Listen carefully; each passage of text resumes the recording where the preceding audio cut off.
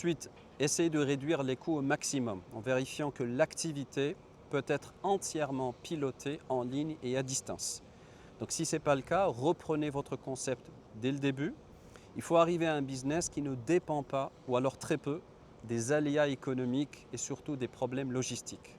Donc tout ce qui est physique, tout ce qui nécessite un loyer, c'est pas bon les amis. C'est pas bon du tout, vous allez vous endetter et vous allez avoir trop de sorties et très peu d'entrées d'argent. Il faut choisir le bon type d'entreprise qui vous permet de payer très peu ou rien en impôts sur votre revenu et aussi en frais d'entretien de cette structure-là.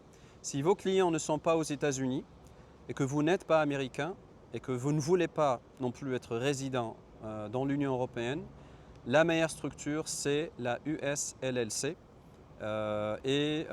c'est en fait la seule qui vous permet de ne pas payer d'impôts aux États-Unis sur vos revenus étrangers. Encore une fois, il ne faudra pas avoir de clients US. Alors, monter cette structure vous coûtera entre 100 et 300 euros, payable en une seule fois.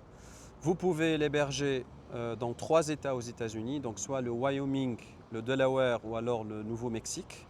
Le Wyoming est simple et pas cher en fait parce que ça coûte environ 60 euros en taxes annuelles et 100 à 150 euros les frais de l'agent d'enregistrement de la boîte, donc payable la première fois. Le Nouveau-Mexique est encore plus simple puisqu'il n'y a pas de taxe annuelle, donc vous économisez les 60 euros. Vous payez uniquement l'agent d'enregistrement entre 100 et 150 euros. Le Delaware est aussi une option, mais il est plus cher et il est plutôt utilisé pour des structures plus importantes. Donc ce n'est pas du tout pour les débutants. Alors il n'y a pas de capital minimum, pas besoin de directeur local non plus, et vous pouvez tout gérer à distance. Vous n'avez pas besoin d'aller sur le sol américain. Vous devez par contre demander un EIN, c'est-à-dire un identifiant fiscal américain. C'est gratuit et ça prend quelques semaines. Vous devez faire aussi une déclaration annuelle au fisc américain, même si bien sûr vous ne payerez pas d'impôts. Et cette déclaration est une formalité nécessaire. Alors,